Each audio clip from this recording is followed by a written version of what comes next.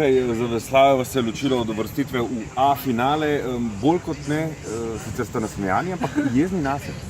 Ja, kaj ne rečem, polfinale, kdaj teže kot finale, tle veš, da moraš odvestati zelo dobro, da se sploh uvrstiš v finale. Mogoče sem prehitro štartala in to držala in nisem uspela priti s to hitrosti do cilja.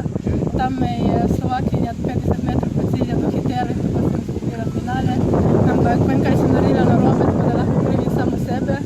Ampak kot sem že prej rekla, zgleda, da se ne naučim hitro iz svojih napak in moram to kar nekajkrat ponoviti, da bo to prišlo v mojo podzavest in upam, da naslednji tekmi se bo vse poklopilo in tega ne bom več naredila, ker zgleda, da moraš začeti zelo taktično, da pač 500 metrov tudi zdržiš. In kot sem zdaj pokazala, če začneš prehitro, ne prideš do cilja. Da ste se zagnali prehitro? Nekako je bil cilj, da se držim ostalih treh, ker smo vedela sem, da smo 4 punce, katere se bomo borili za ta 3 mesta.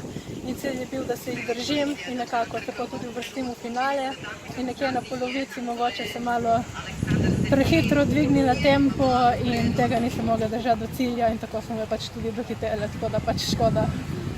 Anja, regeneracija jutri se vse skupaj začenja na najkrajši razdalji tudi za vas, Ja. Pa ni najbrž 200 samo letorija. Ne, jutri je 200 metrov, to se nekako razlikuje od 500, to je praktično štartaj dobro in drži tempo do cilja, tam nimaš kaj kritizirati. In to sem do zdaj že dobro odveslala in mislim, da bom tam tudi možnosti za finale, če odveslam tako kot znam, tako da jutri je nov dan in upam na prva 3 mesta in ne na 4. Jutri lahko prehitro začnete, ne? Ker je kraj. A jutri pa lahko, pa moram tudi v cilj priti tako.